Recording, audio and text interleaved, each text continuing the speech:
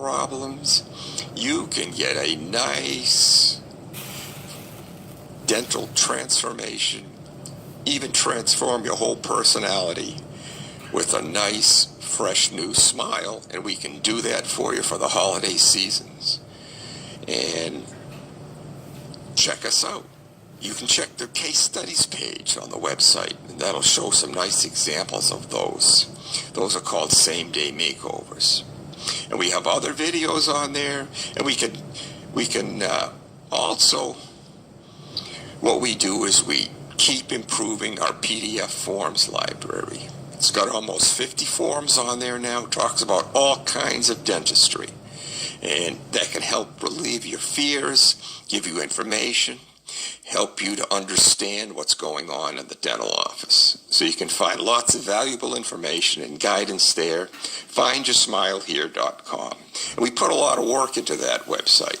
And there was something you were going to talk about when we were waiting to come back on the air, Claudia. Yes, I think all dental problem is not fun, but I always like to think a lower dental problem can be very dangerous if it's infected and have infection, swelling, and I like you to address that because sometimes people avoid to come to the dentist unless it's, the emergency situation, but when the emergency is already beyond to come to the office, you know what I'm saying, for the lower yes, they can... Yes. Can you go over? Well, yeah, I'll explain a little bit about infections in the lower jaw. They turn out to be more dangerous than infections on the upper jaw in general. Now, any big infection is a problem, okay?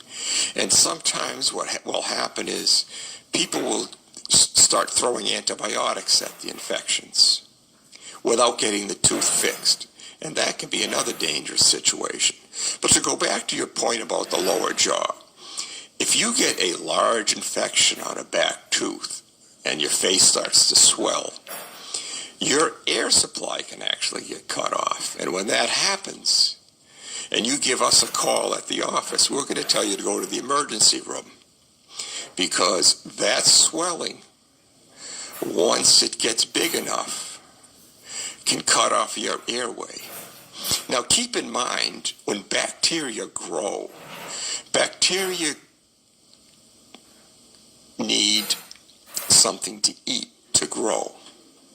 But once they get going, they can grow pretty fast. For example, once a bacterial infection starts, the bacteria go through what's called a lag phase, which means that they just grow kind of slowly and starting to slowly develop.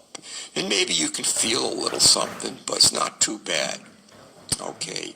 But once they start to double in size, okay, they grow in a way we call exponentially, which means that if a bacteria splits or divides to make two bacteria, it might take between 20 and 40 minutes for a bacteria to do that. But once the first set has done it, now there's double the bacteria. So when they double in another 20 minutes, it's actually you end up with what we call exponential growth. So they grow extremely fast because you're doubling what you've already doubled.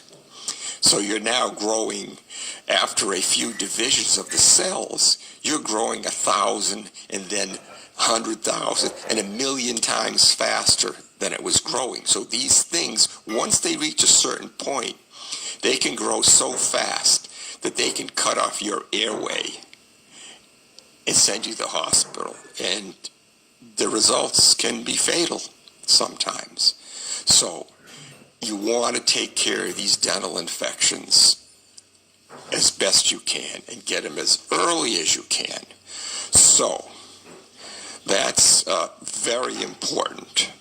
So there's, like I said, it's not always a root canal that has to be completed to make your tooth feel better during a holiday toothache with an infected pulp or an infected area around the tooth. There's other things that we can do if you're short of cash or short of finances around the holiday time. We have a procedure which we call the pulpotomy. And the pulpotomy is one of these things where we actually take the diseased tissue out of the tooth and clean it out so that the source of the infection or the source of the pain is taken care of.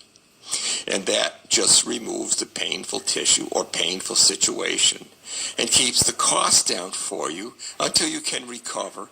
And then at a later date, we can decide what we're going to do with the tooth. Either restore it, finish the root canal, or sometimes if people have a limited situation or it's not too, or the tooth hasn't got good bone support, we might end up taking the tooth out. And actually, sometimes the initial reason is, the initial diagnosis would be to take the tooth out. But we don't want to do that while it's infected because that can